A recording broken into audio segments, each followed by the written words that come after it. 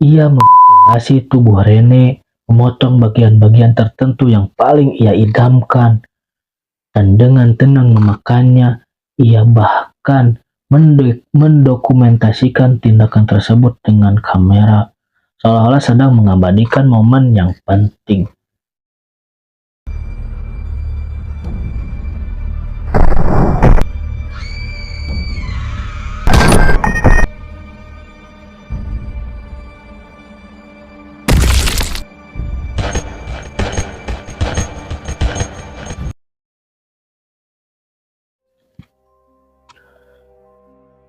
Selamat datang di Zona Mang Ase.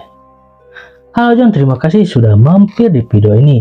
Kali ini kita akan mengungkap kisah mengerikan seorang pria yang dijuluki sebagai kanibal dari Jepang. Bayangkan sebuah malam di kota yang indah, di mana kesunyian tiba-tiba dipecahkan oleh tindakan yang tak terbayangkan. Di balik pintu apartemen yang sederhana, seorang pria mempersiapkan sebuah makan malam. Bukan makan malam biasa, tapi sebuah makan malam yang kelak akan menggetarkan dunia. Tidak ada yang tahu bahwa malam itu sejarah hitam manusia sedang ditulis oleh tangan seorang pria bernama Issei Sagawa. Pria yang kelak akan dikenal bukan karena prestasinya, melainkan karena hasrat gelapnya yang tak terpuaskan. Apa yang mendorong seseorang untuk melangkah sejauh ini? Bagaimana sebuah obsesi bisa berubah menjadi tragedi yang tak termaafkan? Ini bukan sekedar cerita kriminal biasa. Ini adalah kisah tentang sisi tergelap manusia yang keluar dari bayang-bayang. Bersiaplah, karena apa yang akan Anda dengar mungkin akan membuat Anda meragukan kemanusiaan itu sendiri. Cerita ini mungkin akan membekas di benak Anda. Kisah sang kanibal dari Jepang, Issei Sagawa. Oke John, tanpa berlama-lama, tanpa berbasa-basi, kita masuk saja ke ceritanya. Enjoy. Issei Sagawa. Sagawa. Issei Sagawa. Issei Sagawa. Issei Sagawa. Issei Sagawa. Issei Sagawa. 私は佐川一世と申します。1900 Issei Sagawa lahir pada tanggal 26 April 1949 di Kobe, Jepang, dalam sebuah keluarga yang sangat kaya dan berpengaruh pada saat itu.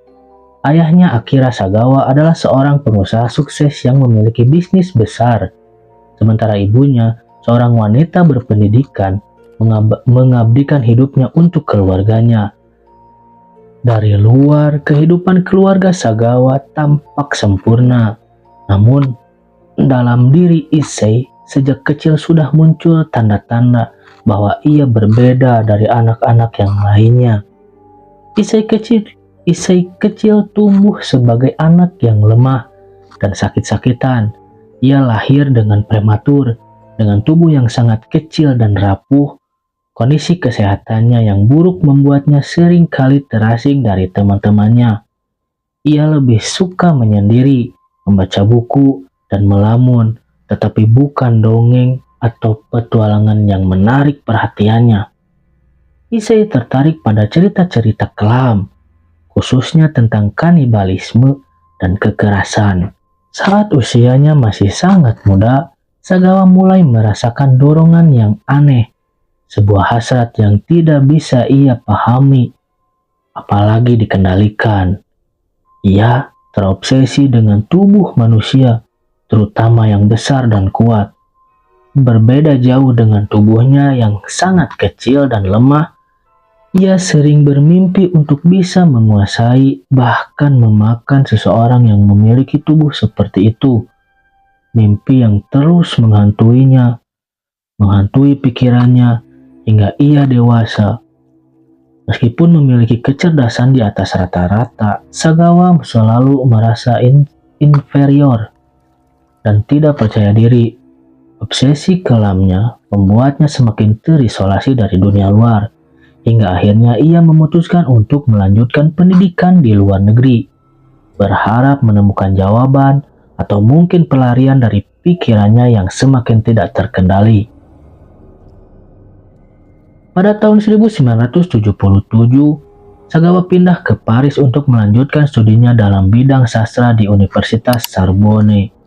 Kota yang terkenal dengan seni, budaya, dan intelektualitas ini tampaknya memberikan kesempatan baru bagi Sagawa. Namun, sayangnya di bawah keindahan Paris yang memikat, obsesi dan dorongan kelam Sagawa justru semakin tumbuh subur. Di kota yang penuh cahaya, kegelapan dalam diri Issei Sagawa mencapai puncaknya.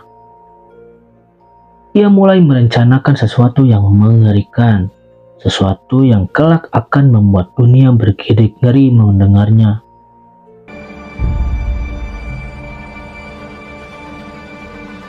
Paris 1981, di tengah gemerlapnya kota yang dikenal dengan seni dan budaya, sebuah tragedi yang tak terbayangkan sedang disusun oleh seseorang pria bernama Issei Sagawa. Setelah bertahun-tahun terjebak dalam fantasi kelamnya, akhirnya Sagawa memutuskan untuk bertindak. Sagawa yang saat itu berusia 32 tahun adalah seorang mahasiswa sastra di Universitas Sorbonne. Di kampus tersebut, ia bertemu dengan Rene Hartepel. Saya sebut saja Rene, seorang mahasiswi Belanda yang cerdas dan berbakat. Rene adalah gambaran sempurna dari wanita yang selalu diidamkan oleh Sagawa. Berkulit putih, tinggi, dan memiliki postur tubuh yang kuat. Namun bagi Sagawa, pertemanan ini bukanlah hubungan biasa. Di balik sikap ramahnya, Sagawa menyimpan niat jahat yang sudah lama ia rencanakan. Sagawa pun mengundang Rene ke apartemennya dengan alasan untuk belajar bersama dan mendiskusikan sastra. Rene yang saat itu tidak menaruh curiga menerima undangan Sagawa tersebut. Pada malam itu, pada tanggal 11 Juni 1981, Rene tiba di apartemen Sagawa yang terletak di Rue Erlanger, sebuah daerah yang tenang di Paris. Tidak ada yang menyangka bahwa malam itu akan menjadi malam terakhir dalam hidupnya. Setelah beberapa saat berbincang, Sagawa meminta Rene untuk membaca puisi Jerman.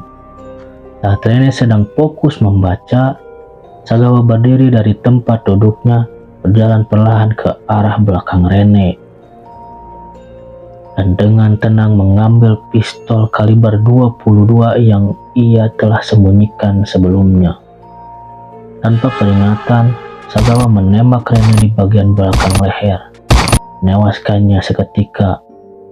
Dalam keheningan yang menakutkan itu, Sagawa menyadari bahwa ia telah melakukan hal yang tak termaafkan.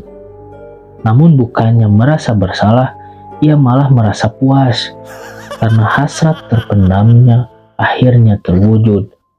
Sagawa kemudian mulai melakukan tindakan yang lebih mengerikan. Ia membatasi tubuh Rene, memotong bagian-bagian tertentu yang paling ia idamkan, dan dengan tenang memakannya. Ia bahkan mendokumentasikan tindakan tersebut dengan kamera, seolah-olah sedang mengabadikan momen yang penting. Setelah 2 hari menyimpan tubuh Rene di apartemennya, Sagawa mulai merasa takut dan kemungkinan tertangkap. Ia memutuskan untuk menyingkirkan sisa-sisa tubuh Rene. Pada malam hari, ia memasukkan potongan-potongan tubuh tersebut ke dalam 2 koper besar. Kemudian memanggil taksi dan menuju ke Bois de Boulogne, sebuah taman besar di pinggiran kota Paris. Di sana Sagawa berniat membuang koper tersebut ke dalam danau. Namun sebelum dia membuangnya, aksinya menarik perhatian seorang pengunjung taman yang merasa curiga dengan apa yang dibawa oleh Sagawa. Pengunjung tersebut melapor ke polisi, yang kemudian segera tiba di lokasi. Ketika polisi membuka koper itu, mereka menemukan potongan tubuh Rene di dalamnya. Sagawa langsung ditangkap pada saat itu di tempat. Di kantor polisi, ia mengakui semua perbuatannya tanpa perlawanan. Ia dengan tenang menceritakan bagaimana ia membunuh dan membunuh Rene. Polisi dan para penyelidik terkejut dengan betapa tenangnya seorang Sagawa dalam menjelaskan detail mengerikan dari tindakannya. Kasus ini segera menjadi sensasi media pada saat itu di seluruh dunia. Namun proses hukum yang terjadi setelahnya sama mengejutkannya dengan kejahatan itu sendiri. Di pengadilan Perancis, Sagawa dinyatakan tidak bersalah untuk diadili karena dianggap mengalami gangguan mental. Ia kemudian diekstradisi kembali ke Jepang, di mana ia dimasukkan ke rumah sakit jiwa. Tapi disinilah keanehan berikutnya terjadi. Setelah beberapa waktu di rumah sakit jiwa, dokter-dokter Jepang menyatakan bahwa Sagawa tidak mengalami gangguan mental dan dapat dibebaskan. Karena adanya celah dalam sistem hukum, Sagawa akhirnya dibebaskan tanpa menghadapi hukuman penjara. Ia kembali hidup di masyarakat dan anehnya menjadi selebriti di media yang sering diundang untuk berbicara tentang kasusnya. Kembalinya ke masyarakat, Sagawa tidak memilih untuk hidup dalam kesunyian atau penyesalan. Sebaiknya ia justru memilih jalan yang paling kontroversial, memanfaatkan ketenaran kelamnya untuk mencari nafkah. Dengan cepat Sagawa menjadi pusat perhatian media Jepang, seolah-olah kisahnya yang mengerikan adalah sesuatu yang layak untuk dipublikasikan. Berbagai acara di televisi, bahkan majalah dan penerbit mulai mendekati Sagawa untuk menceritakan kisahnya. Sagawa muncul di berbagai acara TV, berbincang dengan tenang tentang bagaimana ia membunuh dan memakan Rene Hartepel. Seolah-olah ia hanya menceritakan pengalaman biasa. Anehnya, Sagawa malah menjadi semacam ikon dalam subkultur tertentu di Jepang. Ia menulis buku, melukis, bahkan muncul dalam film-film dokumenter. Dalam bukunya yang berjudul In the Fog, Sagawa menggambarkan detail mengerikan dari tindakannya seolah-olah itu adalah seni yang layak untuk dikagumi. Popularitasnya yang aneh inilah membuat banyak orang mempertanyakan moralitas masyarakat dan media yang memberikan panggung kepada seorang seperti Sagawa. Namun, bagi Sagawa sendiri, ketenaran ini tampaknya menjadi cara untuk bertahan hidup. Ia menyadari bahwa tanpa reputasinya sebagai kanibal, ia tidak akan pernah bisa menjalani kehidupan normal seperti itu, apalagi mendapatkan penghasilan. Namun kehidupan Sagawa jauh dari kata bahagia. Meskipun ia dikenal oleh banyak orang, ia menjalani hari-harinya dalam kesepian yang mendalam. Tidak ada teman, keluarga, atau cinta yang bisa menggantikan rasa kehilangan dan keterasingan yang ia rasakan. Seiring bertambahnya usia, kesehatannya pun mulai menurun. Pada akhirnya, ia hidup dalam kondisi cukup memprihatinkan, terlupakan oleh banyak orang. Meskipun namanya telah dikenal, pada tanggal 24 November 2022, Issei Sagawa meninggal dunia di usia 73 tahun. Tidak ada ucapan besar atau peringatan untuk kematiannya. Ia meninggal dalam kesunyian, seperti sebuah babak terakhir dari kehidupan yang dipenuhi dengan kegelapan.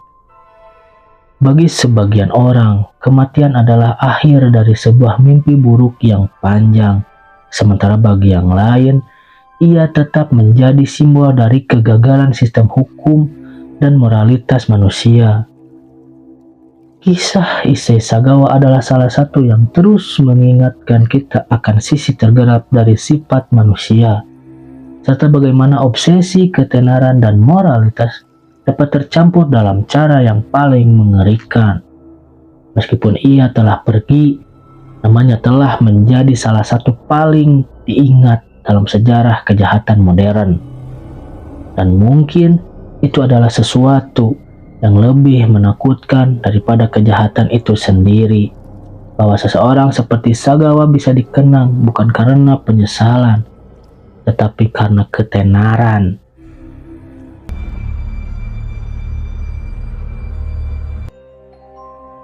Nah, seperti itu John, kisah seorang kanibal dari Jepang yang tidak dihukum sama sekali, bahkan dijadikan selebriti. Ngeri, John. Semoga kita dijauhkan dari orang-orang seperti itu dan hukum di negeri kita bisa adil seadil-adilnya. Oke, dan segitu dulu cerita yang bisa Mamang sampaikan. Bagian mana yang menurut kalian menarik atau ada bagian yang kurang lengkap? Kalian bisa tambahkan saja di kolom komentar. Like video ini kalau kalian suka, klik subscribe channel ini agar channel ini terus berkembang. Juga nyalakan lonceng notifikasinya agar nggak ketinggalan kalau Mamang upload video. Terima kasih dan sampai jumpa. Tet tet tet tet.